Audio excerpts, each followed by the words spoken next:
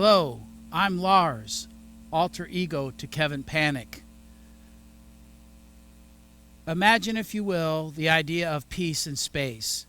It's easy if you try. I have a few images on some charts here that I'd like to explain. One is the peace light Yoko Ono put up in honor of John Lennon. The other two are images of our Earth from space. To date, this is 2018, we've had about 700 people become astronauts in all of time. An astronaut being defined as someone traveling 63 miles up or beyond our Earth's surface. I'm about 10 miles east of brand new launch pads going in at Kennedy Space Center. I'm in Brevard County.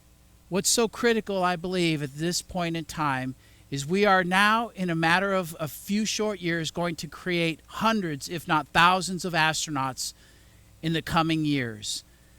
It's an important fact that we have established in 1967 the Outer Space Treaty that said no weapons in space. What a wonderful way to start our journey off Earth.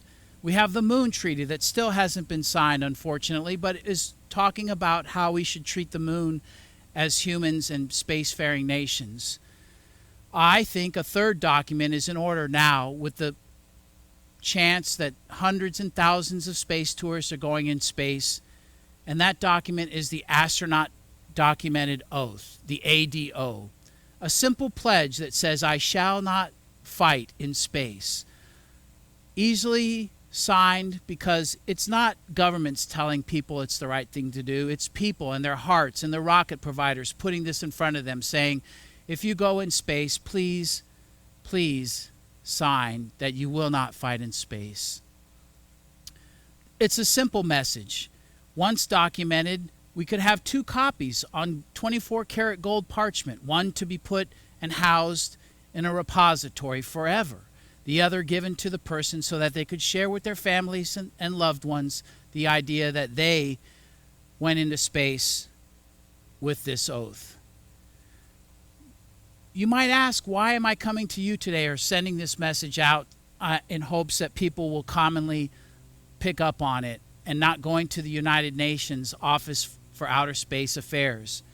Because those avenues just take too long. In a matter of a few short years, if we don't have this put in place, I think we will lose the onus to do it. Usually governments push things and push laws and regulations. I feel like this is a grassroots that put in front of anyone going to space that they would gladly sign it.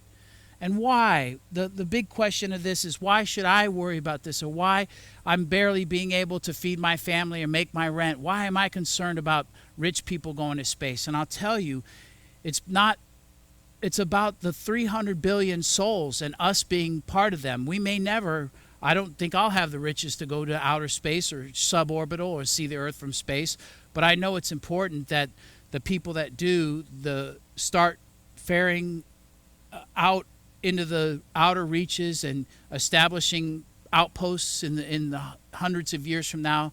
I know that it's important for us to have a signal of peace. And 300 billion people on this planet and souls that had existed have strived for that.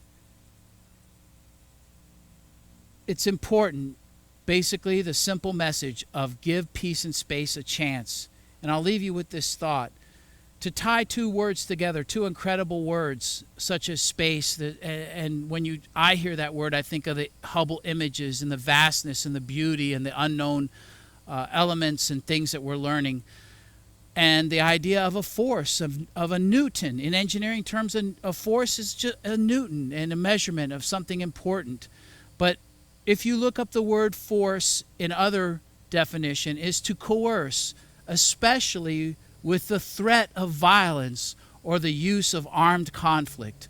I don't think those words should ever be tied together. Thank you for listening. It does matter. It is important to you because it's important to all humanity. And maybe when we establish peace in space by every simple oath, that it might translate to Earth. Thank you.